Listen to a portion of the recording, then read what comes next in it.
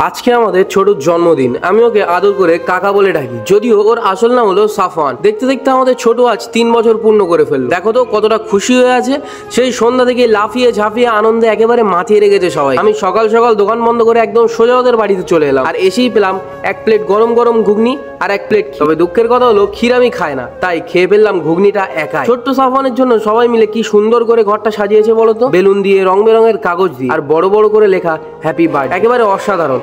এদিকে সাফওয়ানের নানু, নানিমা, দাদিমা, কাকিমারা সবাই এসে গিয়ে সবার মুখে হাসি, সবার মনে একটা আলাদাই আনন্দ। এবার একবার বার্থডের কেকটা দেখো, আহা, দেখতে যেমন সুন্দর, খেতেও তেমন মজা। তোমাদের কেমন লাগছে অবশ্যই কমেন্টে লিখে জানিও। কিন্তু সবাই মিলে কেক কাটার জন্য অপেক্ষা করছিলাম, কারণ সাফওয়ানের দাদু তখনও বাড়ি ফেরেনি। অবশেষে দাদু আসতেই শুরু হলো কেক কাটা। কিন্তু ছোট তো এখনো পুরোপুরি বুঝে উঠতে পারেনি কি হচ্ছে, তাই প্রথমবার কেক কাটার পরেই বলে বসলো আবার এক কেক কাটবো। ব্যাস, আবার একবার কেক কাটা হলো। দেখো ওর সেই হাসি, সেই খুশি মুখটাই সব থেকে বড় গিফট আজকের দিন। বার্থডে শেষ, এবার খাওয়া দাওয়ার পালা। মেনু শুনলে তোমাদেরও খিদে পেয়ে যাবে। পোলাও, ডিম সিদ্ধ, মুড়ো ঘন্ট, মাটন, চিকেন চাপ, চিংড়ি মাছের কালিয়া, আর শেষে মিষ্টি। এই ছিল আজকের ছোট্ট ব্লগ, ছোটুর জন্মদিনের গল্প। ভালো থেকো, সুস্থ থেকো, আর সাফওয়ানের জন্য অনেক অনেক দোয়া করো। দেখা হবে পরের কোনো ভিডিওতে বা পরের কোনো ব্লগে। আল্লাহ হাফেজ।